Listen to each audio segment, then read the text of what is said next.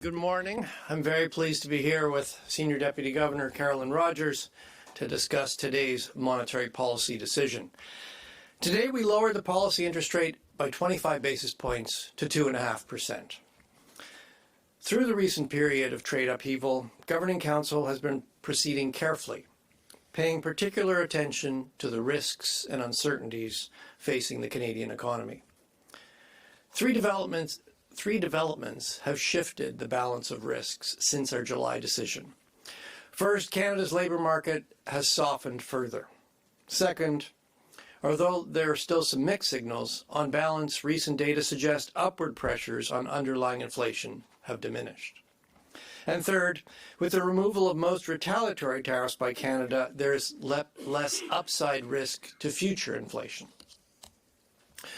Today, we lowered the policy interest rate by 25 basis points, bringing it to 2.5%. Throughout the recent period of trade upheaval, Governing Council has been proceeding carefully, paying particular attention to the risks and uncertainties facing the Canadian economy. Three developments have shifted the balance of our risks since our July decision. First, Canada's labour market has softened further. Second, although there are still some mixed signals, on balance, recent data suggests the upward pressures on underlying inflation have diminished. And third, with the removal of most retaliatory tariffs by Canada, there is less upside risk to future inflation. Considerable uncertainty remains, but with a weaker economy and less upside risk to inflation, Governing Council judged that a reduction in the policy rate was appropriate to better balance the risks going forward. The bank will continue to assess the risks, look over a shorter horizon than usual, and be ready to respond to new information. So let me provide some details on what we've seen since July. After remaining resilient to sharply higher U.S. tariffs, global growth is now showing signs of slowing. U.S. consumers are cautious and employment gains have slowed. U.S. inflation has picked up in recent months as businesses appear to be passing on some tariff costs to consumer prices. In China, GDP growth was resilient in the first half of the year, but appears to be softening as investment weakens. The Canadian economy is being affected by both U.S. tariffs and the unpredictability of U.S. trade policy. GDP declined 1.6% in the second quarter, largely as expected. Exports to the United States fell sharply, both as payback from the pull forward of activity in the first quarter and because tariffs are dampening U.S. demand. Tariffs are having a profound effect on several key sectors, including auto, steel, and aluminum industries. Chinese tariffs on canola, pork, and seafood, new U.S. tariffs on copper, and higher U.S. tariffs on softwood lumber will spread the direct impacts further. Uncertainty is also weighing on the economy. Business investment contracted in the second quarter. Many businesses have told us they have paused investment plans given elevated uncertainty about U.S. trade policy. Businesses are also concerned that demand in Canada will weaken as the economic fallout broadens. There are some signs of resilience. Consumption was stronger than expected in the second quarter, and housing activity increased. But in the months ahead, low population growth and weakness in the labour market will likely weigh on household spending.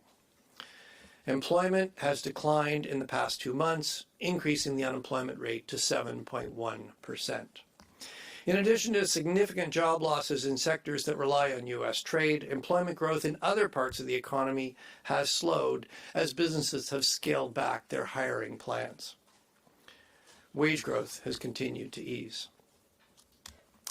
Turning to inflation, CPI inflation was 1.9% in August, the same as at the time of the July monetary policy report.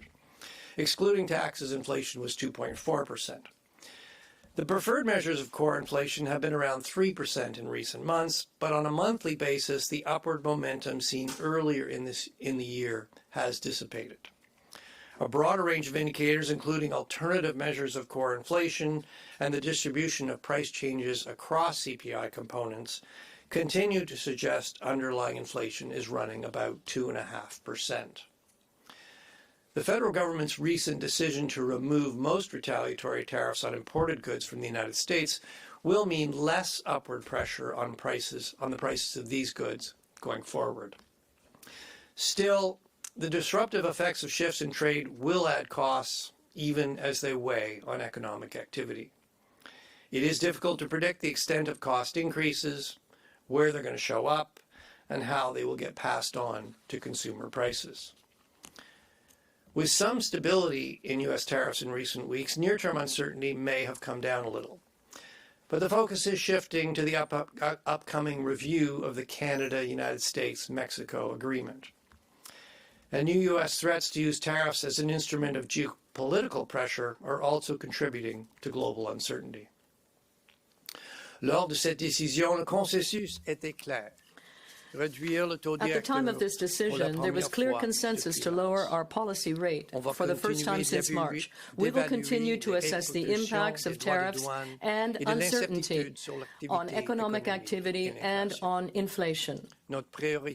We are focused on ensuring that Canadians continue to have confidence in price stability throughout this period of global upheaval.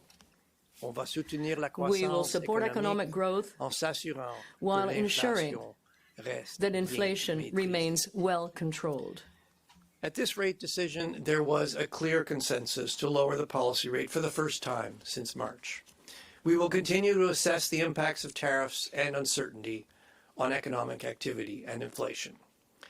We're paying particularly close attention to a few things: how exports evolve given the impact of U.S. tariffs and changing trade relationships, how this spills over into business investment, employment, and household spending, how the cost effects of trade disruptions and reconfigured supply chains are passed on to consumer prices, and how inflation expectations evolve. We are focused on ensuring that Canadians continue to have confidence in price stability through this period of global upheaval. We will support economic growth while ensuring inflation remains well controlled.